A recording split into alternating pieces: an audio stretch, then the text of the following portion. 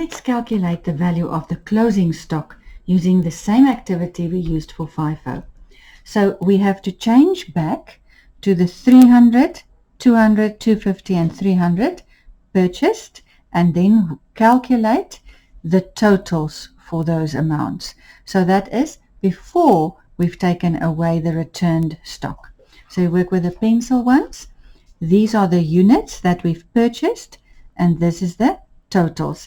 So we add that together. We add all of this together, the totals together, and we get the answer of 5,000 plus 9,000 plus 3,600 plus 5,000 plus 6,900 is 29,500.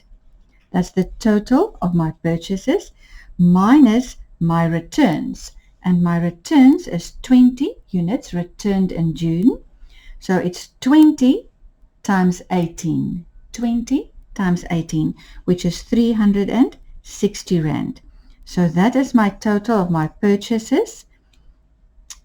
So it's my opening stock plus my purchases minus my returns, divided by the number of units that we purchased minus what we've returned. So remember what I've just written there? We've got 29,500, which is the total of my opening stock and what I've purchased. Then that's the opening stock plus what I've purchased. It's giving me 29,500. I deduct from that what I've returned, and we have returned 20 in June. So we've returned 20 of those. 20 times 18 is the 360. This is the formula we use, and we divide it by the number of units that we purchased minus the number that we returned.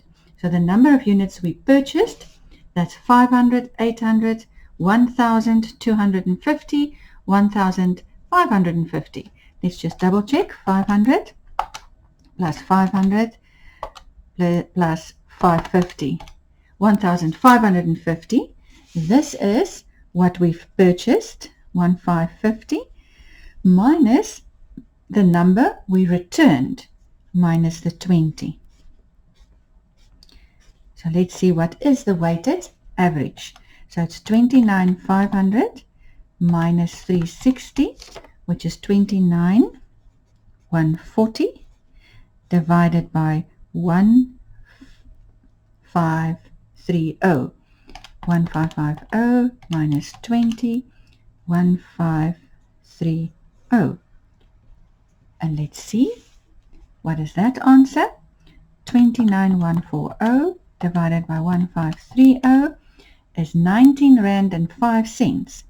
So this is 19 Rand and 5 cents, which is the average price. And remember, we have 230 units on hand.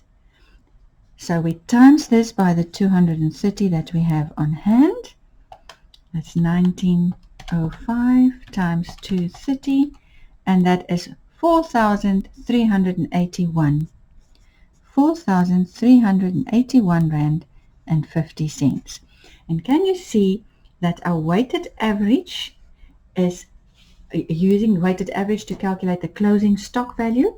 This is less than what the FIFO was at 5290.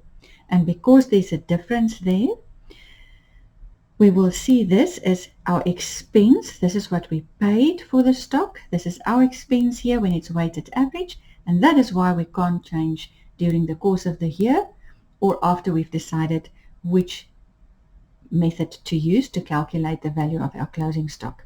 It will have an effect on the profit, and the profit will, in this case, the profit will be less. In this case, the profit will be more. And if we use that one, the tax will be less. The tax will be less. This one, the tax will be more.